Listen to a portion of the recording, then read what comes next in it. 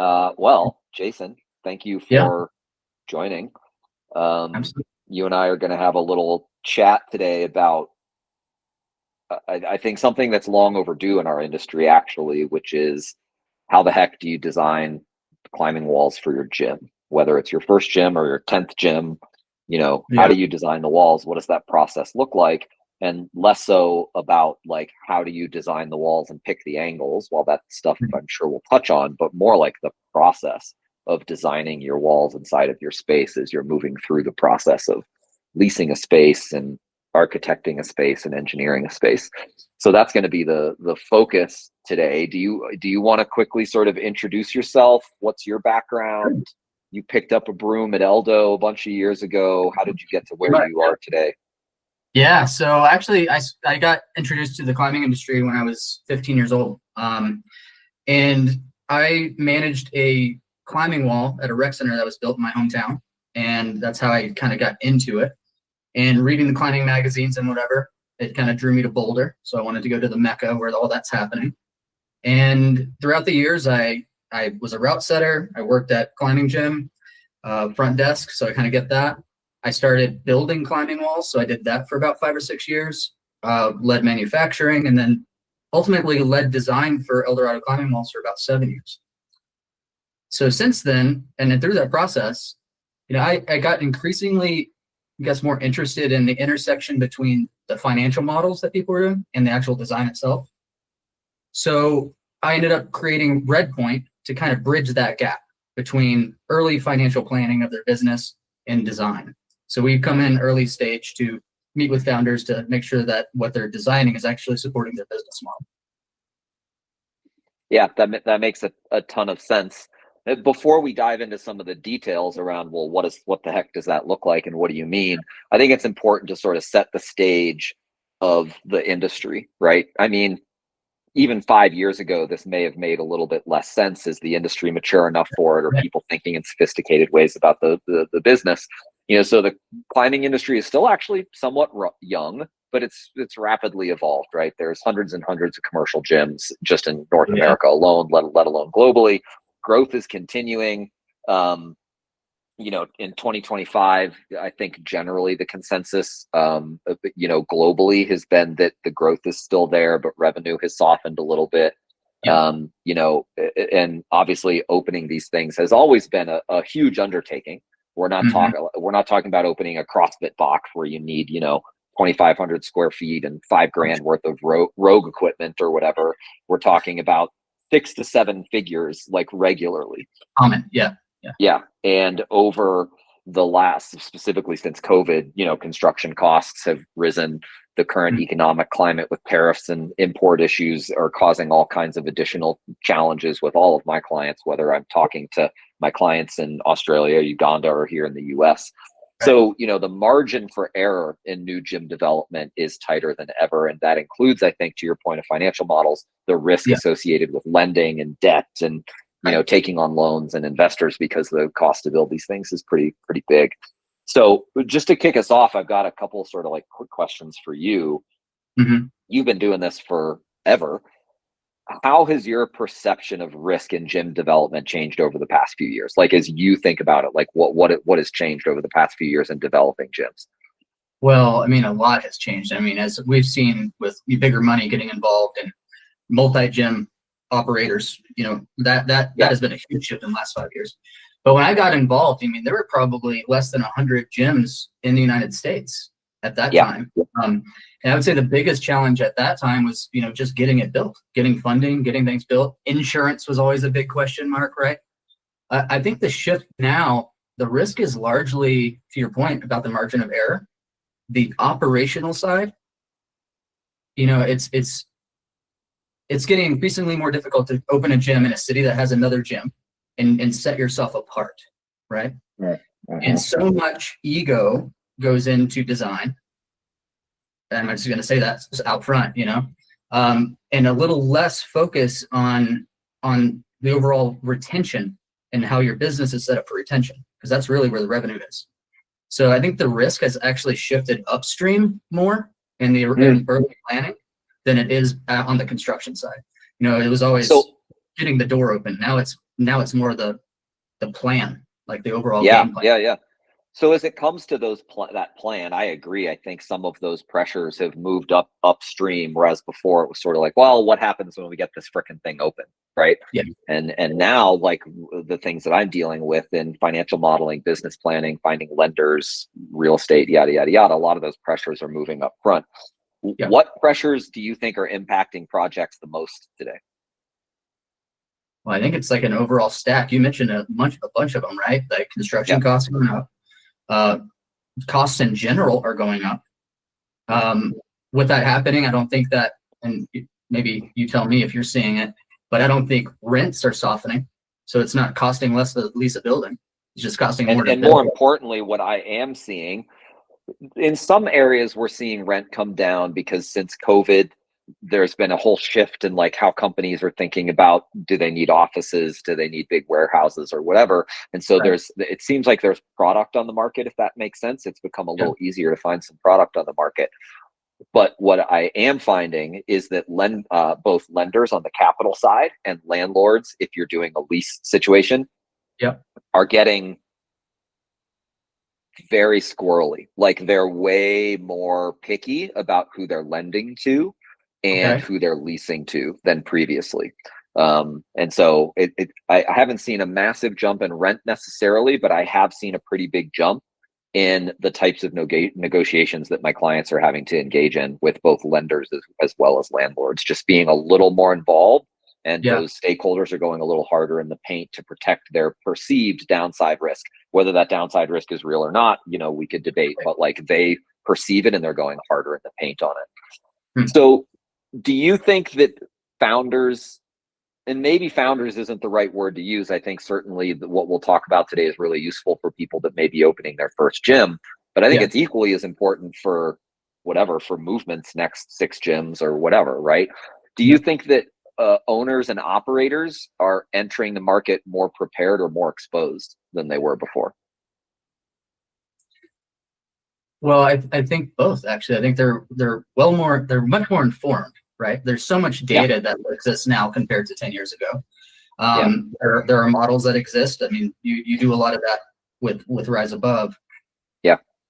That said, because of how many gyms there are and the increased popularity, to your point, the margin of error, it's shrinking.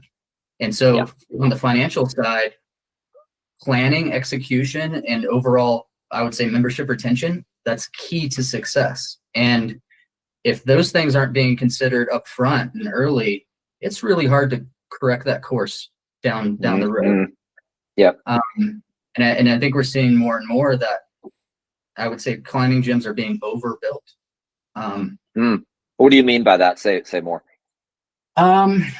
So, the same way that like climbing wall terrain is not neutral, right? You can design something for a range of different abilities. Facilities, similarly, I think often, up to this point, it's always been more wall means more revenue. And that's just simply not the case. If you think about the gyms that you continue to go back to, there's so much more that has to do with the vibe, the feeling, the space, the social interaction, the experience with the staff that matters than the climbing walls. And I've seen facilities that have come in, they've added climbing wall terrain to their footprint without expanding their actual facility itself. So just packing more wall into the same space. You might see some short-term bump, but I think long-term, you're going to see a net decrease in retention and overall membership base. So I think more and more folks are trying to just get climbing wall terrain then to service the market, when I think Chris Ryan does a good job here at like talking about the third space, because that's crucial. He was in my mind as you were talking just now, because he's big on this, right? Yeah, and I think so. If I were to put, say, a number on it, I would say that targeting 30 to 40% of your footprint in your facility should be non-climbing wall space. I think smarter gyms are, upwards of 50% to wall footprint, and then 50% for all the other things like desks and programming rooms, all of the other stuff, infrastructure that needs to go into a gym. Yeah, that makes sense. So let's go into a little bit of detail for first-time founders specifically. These are people that are sort of doing it for the first time. Mm-hmm. They're managing their first large commercial project often, right? Like of any kind. They're making, you know, a lot of early decisions with incomplete information, in my experience and what I'm seeing. Yeah. And they're sort of doing some poor sequencing, right? I have one client that came to me with no location, no financial model, nothing, but had worked with a climbing wall manufacturer to design the gym already. And it was like, oh, that's backwards. Like, you don't even know where you're putting this thing. Right. And so, like, what are all of the things that owners are simultaneously navigating? Like, specifically a first-time owner, but this will apply to everybody, I suppose. But well, you're trying to secure funding. You're trying to secure a building, whether it's a new build or finding a space to lease. Yeah. You're trying to balance that with a financial model that you're taking to a bank to find that money. You're trying to find the builder. You're trying to build relationships with all of the other, so a general contractor, but then all of the other things that go into your facility, softwares and computers and ropes and blah, blah, blah, blah, blah. They are essentially acting in many cases as a general contractor. Let's go to the construction world, for example. You're going to build your house. You're going to get someone to design it, an architect, and then you're going to hire a contractor to build it. And that contractor is usually pulling all of those strings. And right now it's on the owner to do this, which is overwhelming for anyone, right? So yeah, even for people that are trained project managers, it's complex and it's a lot. Yeah, for sure. Yeah. And I think, you know, the fact that that has been decoupled, which it makes sense, right? I think that bundling, like climbing wall builders have done, right? We can give you the design, give you the fabrication and the installation, and we can actually get you handholds and ropes and flooring and do all this. That's great. I think that when the industry is young, that makes sense. You have, you know, one throat to choke kind of thing. But as it continues to grow, the bottom line becomes very important. And getting a guide, someone early in the process to help you navigate that is kind of critical to the success of it, especially the speed, right? Yeah. So I'm going to probe on that a little bit. What do you think specifically for first-time founders, so less so for people who are maybe on their second or third or eighth facility? Where do you think they are most underestimating complexity? Like, where does complexity enter the equation that is being most underestimated in the process of climbing wall design? Operations. Say more. What do you mean by operations? So, you know, up until, I would say, probably 8 years ago, the thought of, oh, we'll build it, they'll come, mostly worked. And as we've seen the industry and the business of indoor climbing evolve, you got to get creative on how you're going to keep your customers coming back. And you got to try a little harder than a decade ago. Yeah. And you know, I think the real business, if you think about a climbing gym is not just a building, right? It's kind of like, it is a recurring cash engine. Like, it's recurring revenue. And the more that you can do to keep your members coming back, that's going to make or break the success of your long-term business model. So how does that then tie back into climbing wall design? And yeah, great question. So I think a lot of it is just the general experience. So if you think about, most gyms are designed when the stoke is high. Like, let's design the coolest, most badass thing, right? There's no one pressure testing those walls, that design of that wall, to the actual financial models that you've helped, that the bank has seen. What's the capacity? You know, there are folks that are kind of educated and they're thinking through this. It's like, okay, you got 20 climbing lanes. Average climbing lane is going to take 5 minutes for someone to climb. Capacity is X, Y, and Z, right? They're looking at it that way, but they're not so much focusing on the third space like Chris Ryan is talking about. That's what keeps you coming back. Right. That whole experience is what keeps you coming back. And so I think the financials and the design are absolutely correlated. Yeah. And so is it relates to sort of your climbing wall design, your financial model or your projections, and then the operations of what you hope to be able to execute on that you were just talking about. Yeah, they What need to be support integrated. system Yeah, so what support systems are lacking the most in early stage development today? Like what are the support systems that first time founders need that they aren't getting? I think it's early education.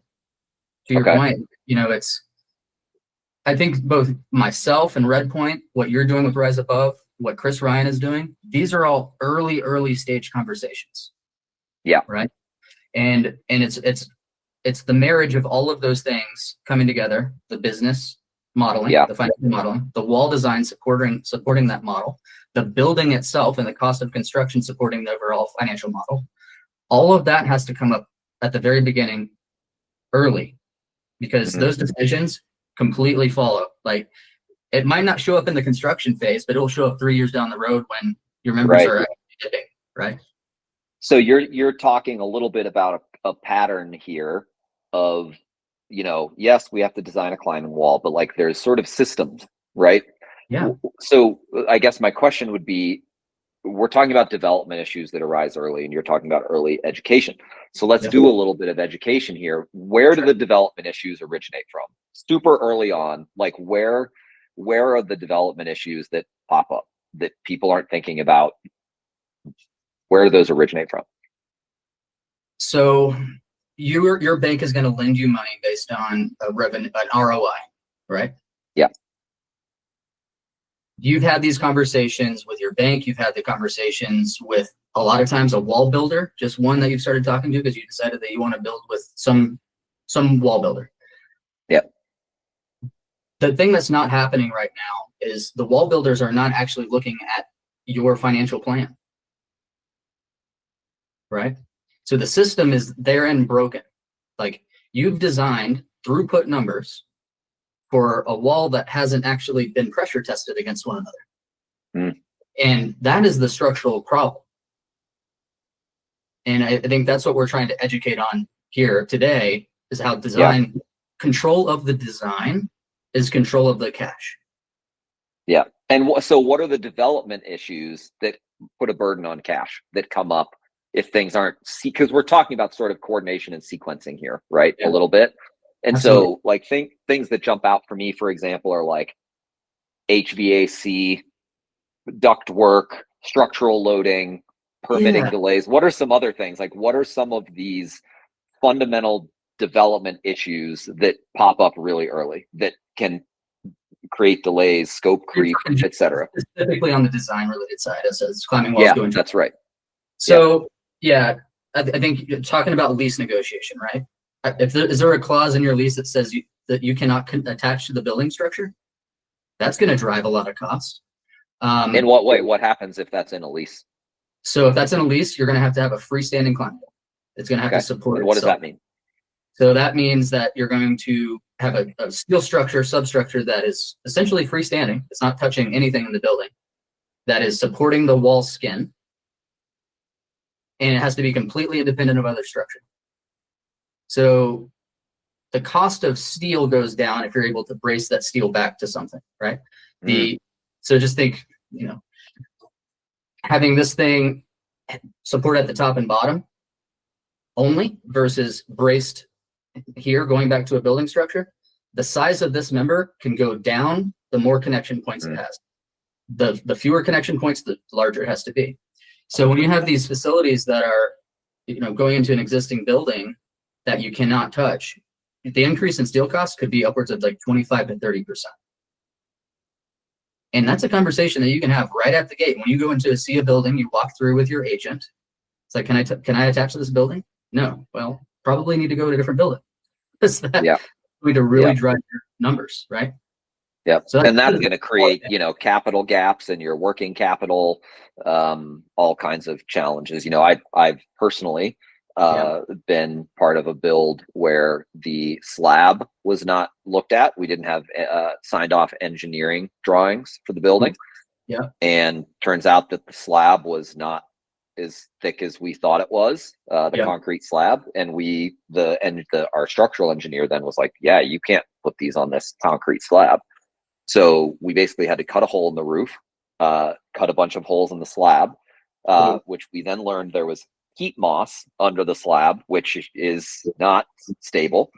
So we had to backfill under the slab, and we had to dig a bunch of 6 foot and pour 6 foot concrete footers, and we had to cut a hole in the roof of the building to bring in, a concrete pump to pump in the concrete for those footers. And it was well into the 6 figures that was not planned for. Just as a concrete, pun intended, I suppose, example of what you're talking about, right? Like if you don't have an understanding of those engineering needs early and often. And you're like we talked about earlier, a lot of these folks that are starting these gyms maybe have never managed a construction project ever. 100%. Yeah. Don't even know what a structural engineer is or whatever, which is okay. I'm not saying everybody needs to know what the hell a structural engineer is, but this is where the sequencing really matters, and having, Redpoint Studio or somebody similar sort of early and often to help those coordination. So, we're talking about scope creep can increase, cost certainty goes way down, right? 100%. And this is one of the things I want to talk about a little bit later, which is, the sort of myth of the price per square foot or whatever, right? And how that's like for sure a little bit of hogwash. And coordination complexity really multiplies. So to talk a little bit about that, our industry has a really unusual delivery model today. And I think I understand the origination of it. Yeah. But it's really my interpretation, and I'm not an architect. I've, been on the team helping design a handful of climbing gyms. I've helped sort of be on the owner side many times in building and construction and yada, yada, yada. Yeah. So here's the way, and correct me if I'm wrong, because you're going to be smarter here than I am. In most construction sectors, we talked about building a house, for example. You're going to, buy your land, or even if you're renovating an existing apartment or something like that, right? So whether it's a leased or owned property, the design and the construction are pretty separated. You're going to work with a local architect, right, to sort of define the scope. And by define the scope, that when we do this in any other construction area, it's all the way down to like, here's the tile we're going to use, right? Here's the door handles that we're going to install. Here's exactly how many square footage of glass and what type of glass. Here's where all of the plumbing and electrical is going to go. Here's the types of countertops. Like everything is like detailed out into a sort of finished set of architectural drawings. Correct. Those then go, you basically ask for an RFP, right? A request for proposals out to general contractors. So general contractors are sort of all looking at the same thing, right? You're going to get your, and if you're building a house today, it's probably like a black farmhouse sink or whatever, you know what I mean? And everybody's like bidding on the same thing. That's generally the way that's going to work. And in fact, even when we design our climbing gyms for the non-climbing wall portion of the project, that's the way it works.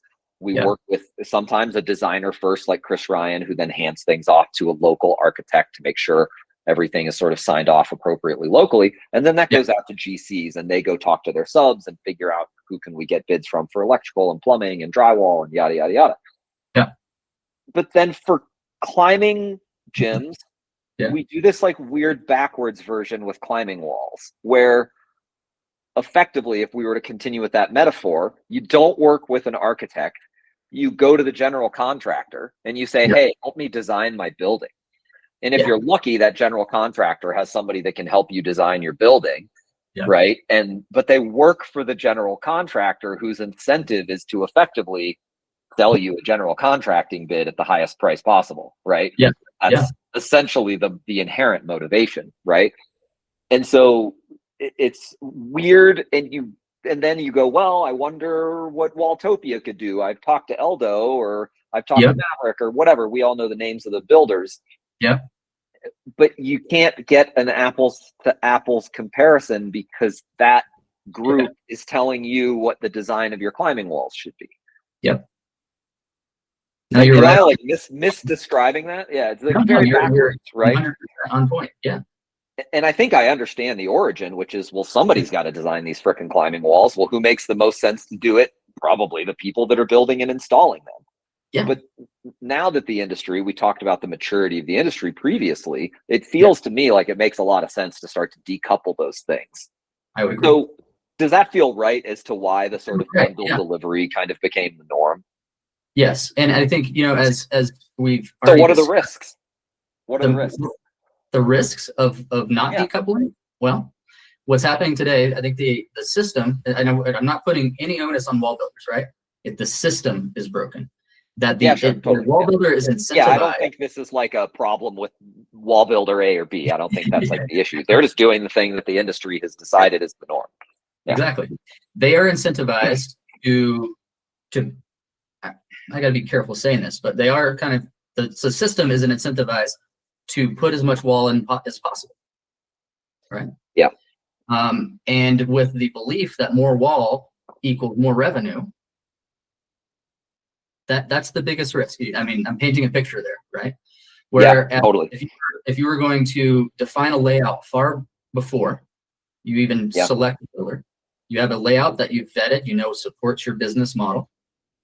You can then take that 3D model, like an actual, you know, SketchUp model, and float that to each of the wall builders and say, I need you to price this exact thing. And take it one step further. And this is what you mentioned, the tile and all of these things on a standard building construction model, right? Yeah. It's the specification. And in that specification, it defines exactly what you need. You need to have engineering that's included. It needs to be stamped engineering. You need to define, does it have to have fire rated ply or does it not have fire rated ply? You can really, like, peanuts per square foot. You know, how many peanuts are you getting? All of that is designed and specified early. That way, when you actually receive the bids from these builders, it is apples to apples. Because right now, and you talked about the square footage, cost per square foot, different things get baked into that. Some things get taken out. It's like, if you are able to design your facility and write a specification for exactly what you need, and then float it out to the builders, now you have the financial leverage. And right now, owners have zero leverage when it comes to the cost of their walls. Yeah, it's true. So how early do you think wall design should be finalized? Well, I think that wall layout and shopping for a building or building a building needs to be working in tandem. If you're really going to play it smart, someone that understands a wall design and construction needs to be with you as you're going and looking at facilities and asking the questions about, you know, what am I not seeing here? Now, to your point about it actually being designed and finalized, I think the layout more than anything needs to be finalized. And then the overall kind of general massing, because then when you actually just start to work with a wall builder, I would say for the next 5-10 years, they're going to have internal design teams, right? And so you can really start to tweak it and hone it. But if you don't have a working design that supports your facility before you get a wall builder, like that's the backwards thing that we're talking about right now, right? Yeah. And so you're talking about bringing in somebody to support wall design really early, even in like walking spaces, looking at spaces. What do early wall design decisions impact? Like, what are the things that are being impacted by having somebody that's going to support wall design in that early? Like, what is that impacting? Overall cost. Okay. And then speed, like the on-ramp, speed to opening. That's the biggest thing. So imagine what's driving the cost coming down. What's driving that? Understanding downstream construction and how different wall builders build and the complexities, like you brought up the slab, right? Being able to answer those questions up front and recognize it. It's gonna, clarity is the key. You're gonna be clearer scope. Clearer scope. Understanding of how the process is going to go, the questions that you need to ask your building owner, like having the education early on is going to save you hundreds of thousands of dollars. And what's driving those hundreds of thousands of dollars? Like, what ends up being in those hundreds of thousands of dollars? What am I not doing, or what am I saving on? So you brought up the slab. That's an important one. I brought up in a lease space, can you attach to the building? That's a very important. Yeah. Does this have to be sprinkled? These are questions that you have to ask early on. One of the largest change orders that I've ever seen was about $175,000 because the walls were built, and the inspector comes in, realizes that none of the surface area underneath the climbing walls has been sprinkled, and they have to go and because of like overhangs or something like that. Exactly. Yeah. And they have to go back and put all of that in with the walls in place. Yeah. Having to thread all of that piping and do all that, and it wasn't just the cost of doing that. It was the lost opportunity. Like it added another month to the overall project. So yep. Yeah. I mean, there's a major impact. Yeah. We're talking about reduced change orders. Yep. Do you see any of this touching the lender or landlord equation at all? Like early climbing wall design being beneficial in some way when talking with lenders or landlords? Lenders, yes, because you can explain the cost and where the cost drivers are, right? Yeah. Yeah. Landlords, very much so, especially if you mentioned earlier that they're a little finicky about who they're bringing in. And I think, if I were a building owner looking to take on a long-term lease with somebody and I found out they're going to be putting these structures in, I might put in a clause about not attaching to the building, So helping a landlord understand what the attachments are and is it permanent or is it not?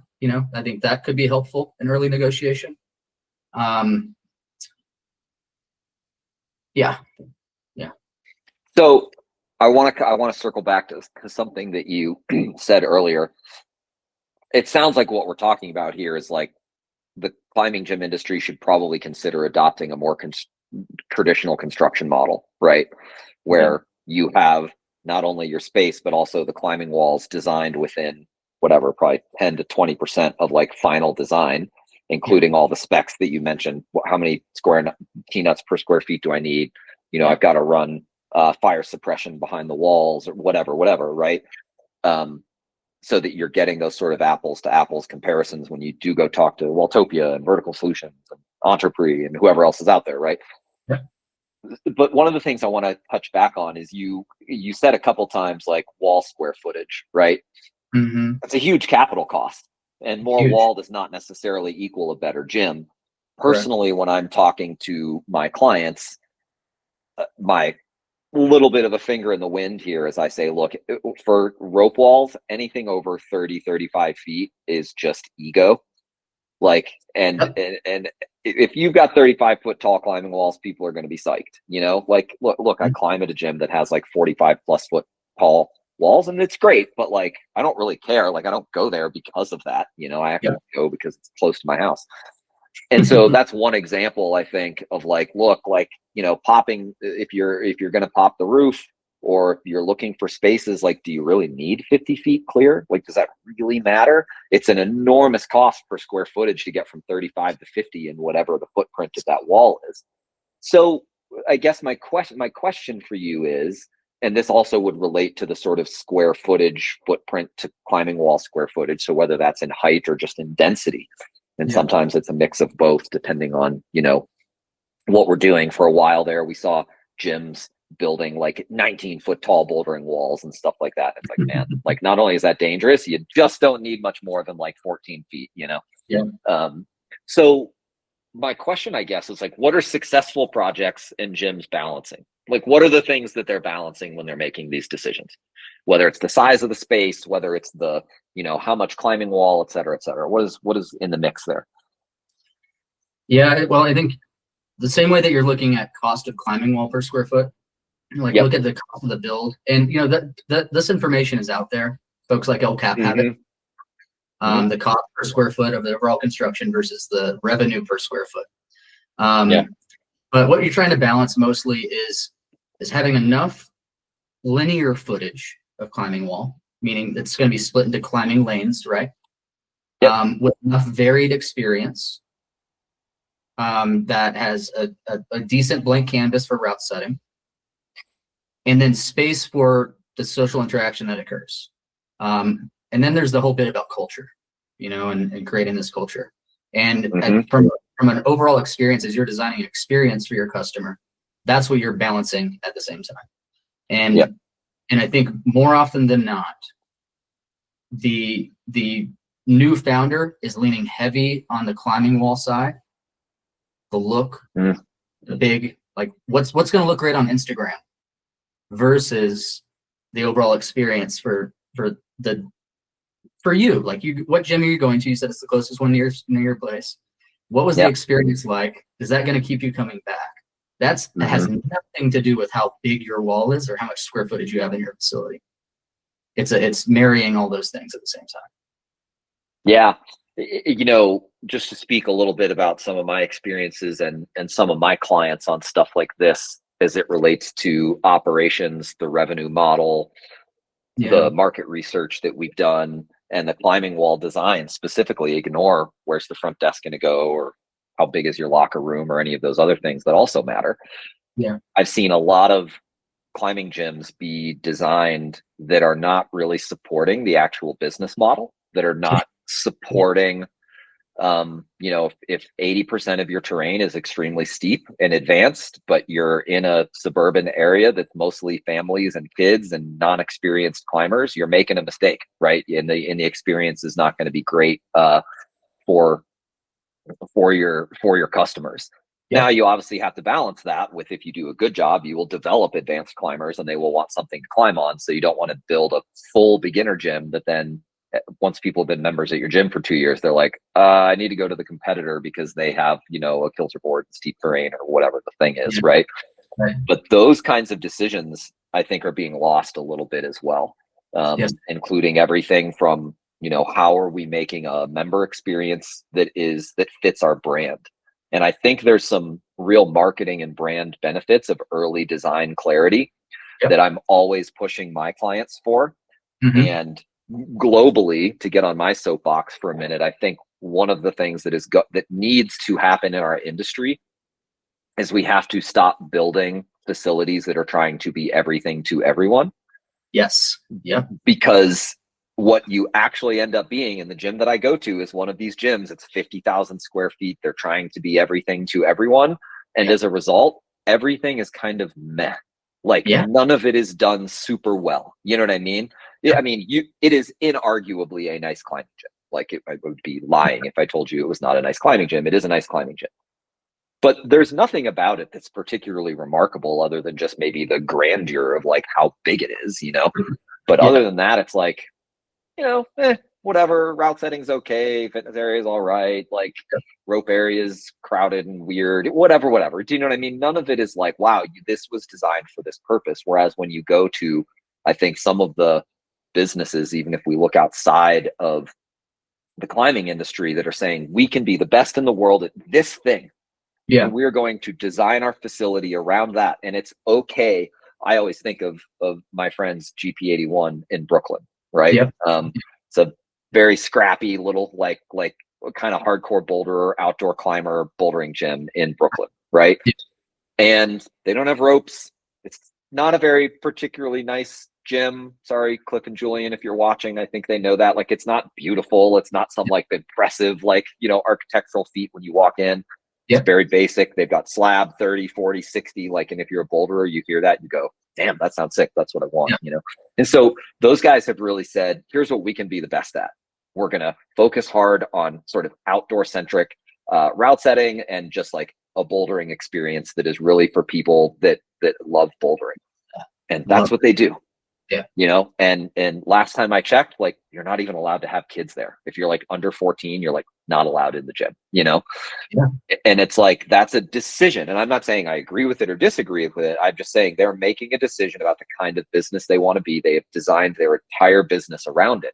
And I think there's a lot of really important marketing and brand benefits that can come from that versus how much wall space can we pack in? Because my financial model, I was told that I have to have youth programs and I have to have birthday parties and I have to have summer camps, but I also have to have an adult league and I also have to cater to beginners. And I also have to have a training area with campus boards and tension boards and kilter boards to attract the hardcore boulderers. And I also have to have lead climbing and the walls have to be 50 feet, but I also have to have a powerlifting area. And it's like, I mean, that's when now all of a sudden you're talking about, I think that was like a $9 million sentence that I just said, you know what I mean? Yeah. And so I think there's a lot of really important early design decisions that can really drive marketing and brand as well. Like it's tied directly to your business plan, right? Yeah. Yeah. Who the hell am I? Who do we want to be when we grow up? Let's design that business. And starting with, well, we want to be everything to everybody. While to be clear, I'm a big fan of like expanding climbing to everyone and making it more diverse and making it more accessible and inclusive. I don't think that the only way to do that is by every single gym that opens being a 50,000 square foot gym that tries to offer everything to everyone. Right. I totally agree. I think that the future probably lies, at least over the next 5 to 10 years, in smaller boutique bouldering gyms. Why do you think that is? I think so. You brought up the gym that you go to is because it's close to your home. Yep. I don't think it's too unlike the Starbucks model, man. Like you don't need to overbuild. Get us like we have CVS's and Walgreens opening up all the time. Like those are shutting down. It's like kind of the perfect size of a just strictly bouldering gym. Yeah. I have a client right now that's opening a bouldering gym in a closed down Rite Aid. There you go. Exactly. And I promise I did not pay Jason to say this just now. I literally have a client that is right now designing a gym in a closed down Rite Aid. I think that there's and that's repeatable, right? Yeah. And as you're talking about, as you start to specialize, you can kind of create a formula and repeat. Rinse and repeat. Yep. And these big gyms have done a wonderful job at creating the market and building the demand up. But what's happening? The gyms are getting bigger and bigger and bigger, and I feel like that's putting. It feels like an arms race. Is what it feels like, right? Yeah. But and I think the other thing, to your point, and I'm looking at my own personal experience based on where I live in Denver. If I'm going to go rope climbing, I'll go to Baker. I have never climbed on the bouldering wall at Baker. I've never been on it. Yeah. So I go rope climbing there. I go to the spot where I'll go to Movement Rhino for bouldering. And it's just because they did that one thing well.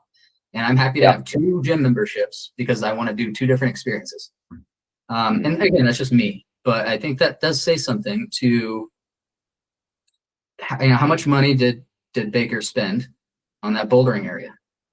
Could they have the same membership base if they didn't have it? I think that's a question we've got to ask.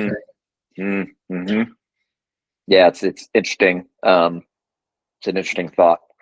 So let's see if we can close this up. We've talked about a ton of stuff. What are some strategic takeaways for operators? Like what are the real sort of, what are the like 3 to 5 bullets here? Like what are the strategic takeaways of what, if I'm an operator, whether I'm a first-time founder or if I'm thinking about opening my 4th location, like what are the strategic takeaways here? I think sequencing, that's an important one. We talked about that. At what stage are you engaging design within your business plan? The idea of bundled, what wall builders do, they're bundling everything, design, construction. That might sound good, but it takes the control out of your hands. The need to shop out to bid is going to save you money and it's going to provide you more clarity. I think that's the biggest and potentially a little more control, right? Like over the process. Full control. And all the questions that come up when you're looking at proposals from wall builders is like, what's this including? What's this not including? You can drive those answers at the very beginning by putting this out to bid. The more answers that you can, define yourself, the clarity just crystallizes as those bids come in. You know exactly what you're looking at. I mean, I think that's bang on. And the thing that I keep thinking about is we understand this when it comes to general contracting.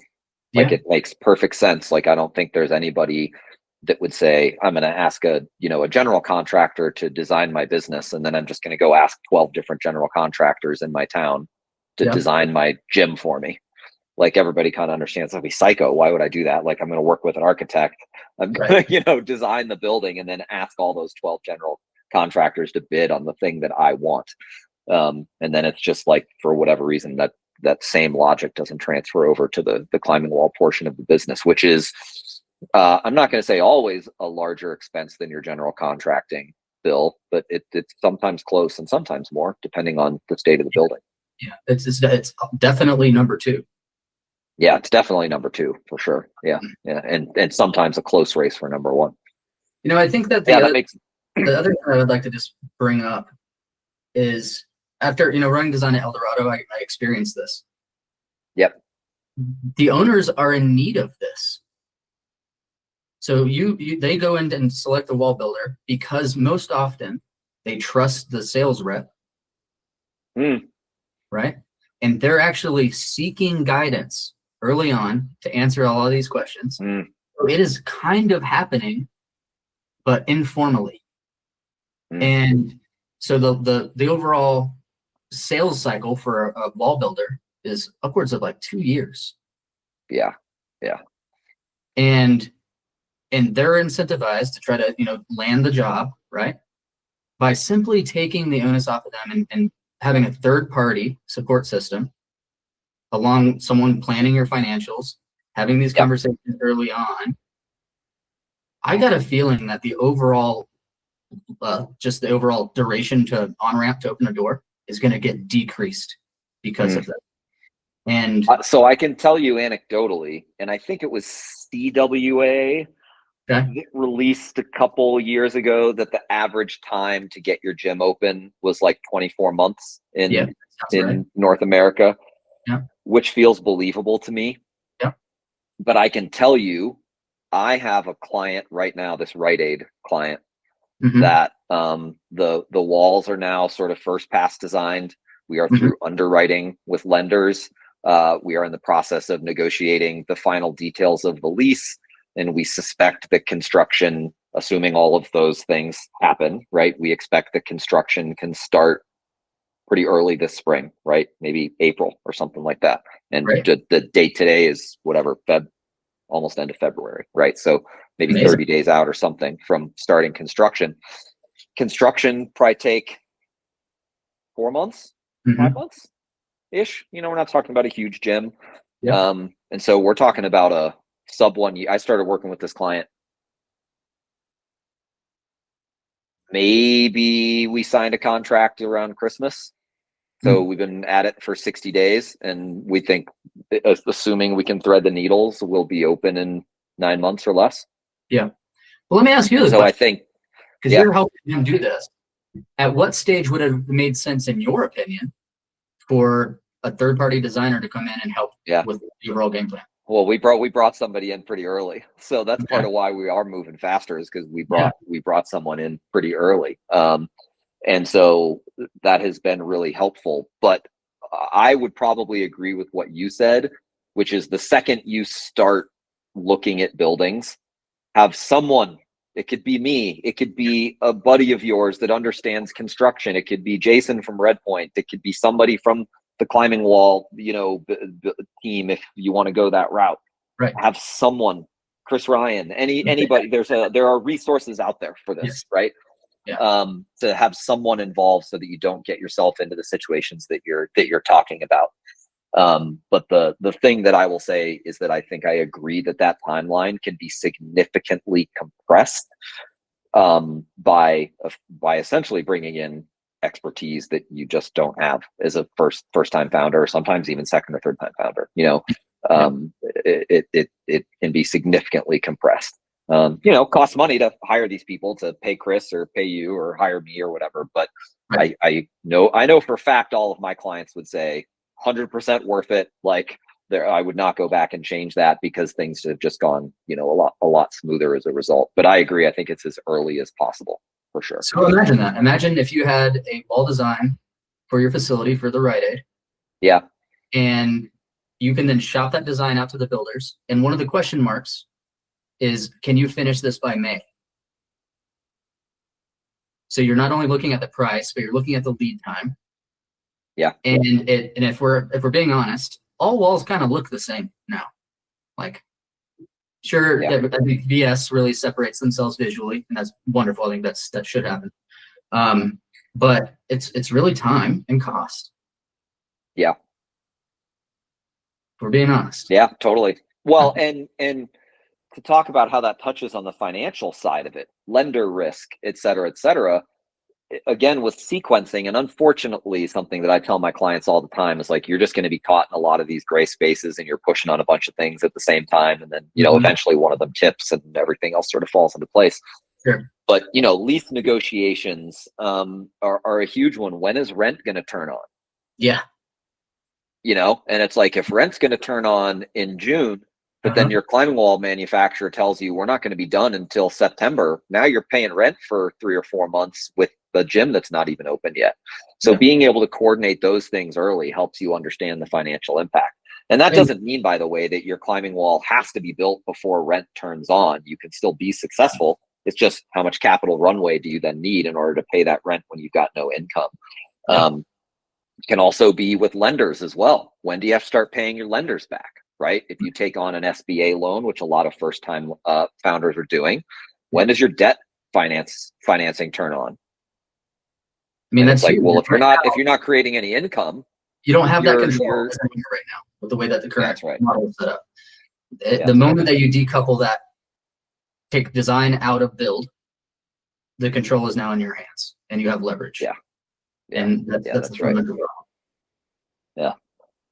Okay. Well, Jason, this has been informative for me, for sure, and I'm sure for people that will probably be watching this. It was great to catch up with you and learn a little bit about what you do with Redpoint Studio and why it's valuable. So sure. thanks a lot, thanks for the opportunity, man.